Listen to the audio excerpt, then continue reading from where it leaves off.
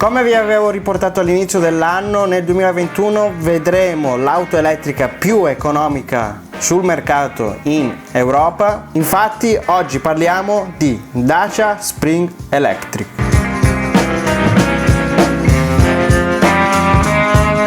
Ma prima di iniziare questo nuovo video su questa nuova elettrica vi chiedo assolutamente un favore, ovvero quello di iscrivervi al canale, che è gratuito, non vi costa niente, soltanto dovete trascinare il cursore e fare puff. Seguitemi anche sui vari social e anche i vari canali, anche Telegram, insomma lasciate un like e seguite il video fino alla fine. Questo perché così YouTube, se casomai ti può piacere questo video, può far vedere questo contenuto anche ad altri utenti, così cresciamo insieme e casomai in un futuro, oltre all'ambito tecnologico, sarebbe bello avere anche in prova diverse auto, così tutti i vari miei conti che faccio tra i confronti tra elettrico e motore termico, tutti i dati li faccio da me, così sono sicuro al 100%. Quindi iscriviti e iniziamo subito. Oggi vuole essere forse un video un po' più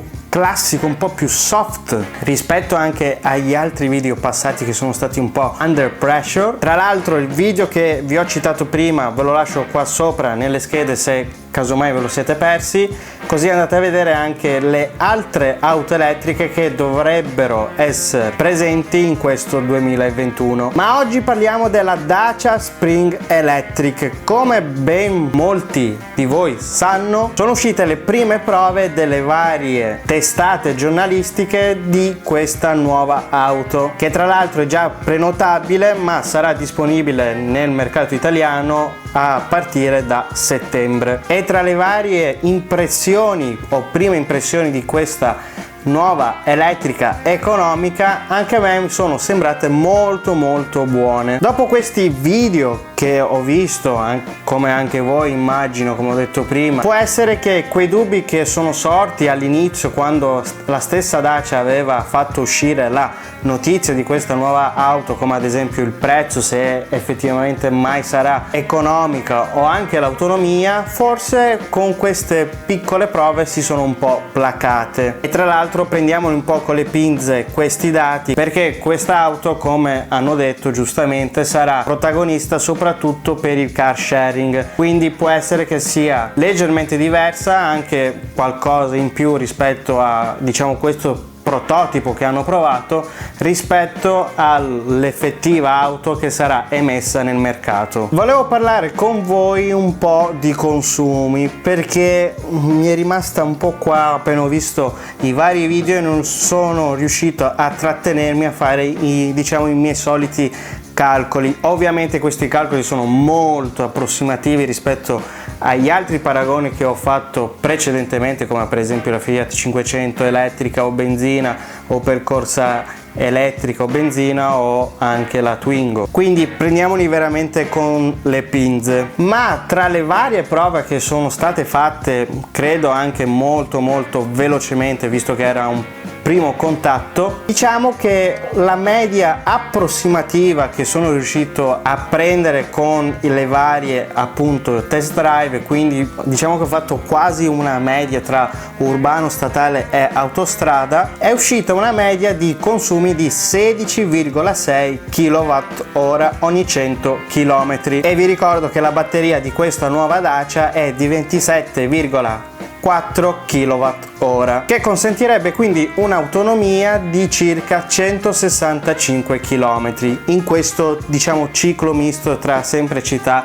statale e autostrada. E prendendo come esempio soltanto la città, si potrebbero fare poco più di 200 km, precisamente 207 km. Come detto prima, è più una chiacchierata quella che voglio fare con voi, un po' di considerazioni di questa nuova Dacia, e soprattutto secondo me la novità anche è che questa elettrica è la elettrica più leggera sul mercato, perché pesa meno di 1 tonnellata, che non è per niente male. Ovviamente il motore, come ben sapete, non è che ci sia eccelso, però credo proprio che questa piccola Dacia Spring Electric, come anche la stessa Dacia ha detto, è assolutamente ottimale come seconda auto di famiglia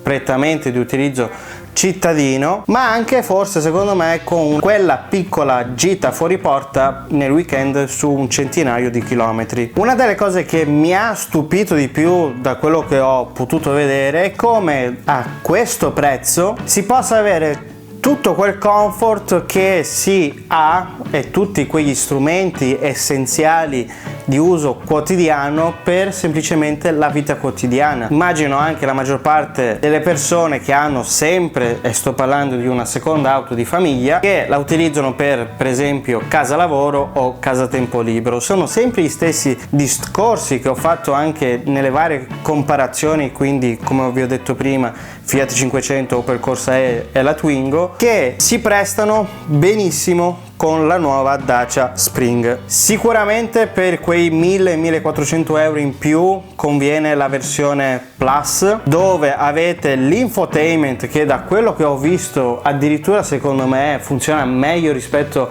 ad altri infotainment di altre vetture che costano anche un po' di più, non lagga da quello che ho potuto vedere, ma come ho detto è più una chiacchierata da amici, quindi prendiamoli un po' con le pinze. Sembra bello fluido, ha anche la ruota di scorta e i sensori posteriori con la retrocamera, quindi per il parcheggio, e se volete anche includere il cavo di ricarica rapida, perché ovviamente avendo una batteria da 27,4 kW, per carica rapida si intende 30 kW, che non è ovviamente tantissimo come se paragonate ad altri modelli, ma è un'auto, ripeto, che costa veramente meno di 10.000 euro con incentivi, con rottamazione eccetera, e se avete anche degli incentivi regionali, e vi consiglio di andare a vedere il video, questo qua che è uscito settimana scorsa, dove mi sono svenato per prendere tutte le informazioni di tutte le regioni d'Italia, così vai a vedere anche se ci sono incentivi nella tua regione. Quindi subito dopo questo video andatelo subito a vedere, perché veramente mi sono svenato, no, una cosa del genere non la farò mai più. Stavo dicendo che per la ricarica, se volete per esempio rapida da 30 kWh, dovete aggiungere per il cavo 600 euro, ma secondo me questi 600 euro li potete anche risparmiare, perché potete comprare dei cavi anche buoni spendendo decisamente meno, e addirittura questi tipi di cavi li vendono anche su Amazon, quindi secondo me se ne può fare a meno e casomai andarlo ad acquistare successivamente quando si va a provare un po' di più l'auto e si applicano anche tutte quelle abitudini di utilizzo medio dell'auto. Insomma, concludiamo già questo video con le conclusioni in cui voglio anch'io un po' partecipare. Come detto, è un'auto prettamente cittadina, ma secondo me una gita fuori porta di un centinaio di chilometri nel weekend si può anche fare, ed è un'auto che per chi fa neanche 30 km, ma neanche 50, ma forse neanche 80 al giorno, ovviamente comprendendo andata e ritorno, secondo me è l'auto che vi farà risparmiare ancora di più. Sarà interessante quando ovviamente sarà nel mercato con tutte le varie prove anche per quanto riguarda test di guida e i consumi, fare sempre quel paragone che vi sto portando dall'inizio di quest'anno con lei, cioè Dacia Spring Electric, è una classica Dacia, quella che costa di meno, e paragonare i costi di queste due auto come sempre faccio, con tutti i calcoli che ve li spiego, i costi in 10 anni, energia, benzina, gasolio, quel che è, eccetera eccetera. Quindi fatemelo sapere anche qua sotto nei commenti se casomai siete interessati a questi tipi di confronto, che me lo segno nella lista dei confronti che devo ancora fare, che sto aspettando ancora alcune prove. E come conclusioni diciamo che è un po' il concetto della Panda, secondo me, questa Dacia Spring elettrica. Diciamo che è il concetto della prima Panda dopo ben 40 anni si è spostata in questa prima elettrica economica rispetto ovviamente alla concorrenza. Quel che non c'è non si rompe, e quel poco che c'è è robusto e spartano, e così si rende veramente democratico l'elettrico per tutte le tasche. Quindi io direi anche un brava Dacia per aver fatto questa tipologia di auto. Quindi Io vi consiglio vivamente di iscrivervi al canale se ancora non lo avete fatto, è importantissimo per me, come vi ho detto all'inizio del video. Fatemi sapere qua sotto tra i commenti se casomai volete quel confronto. Seguite anche il canale delle offerte di Amazon su Telegram e seguitemi anche sul mio profilo Instagram. Con questo concludo questo video con una domanda: sarà veramente così che questa Dacia Spring elettrica sarà l'auto del popolo?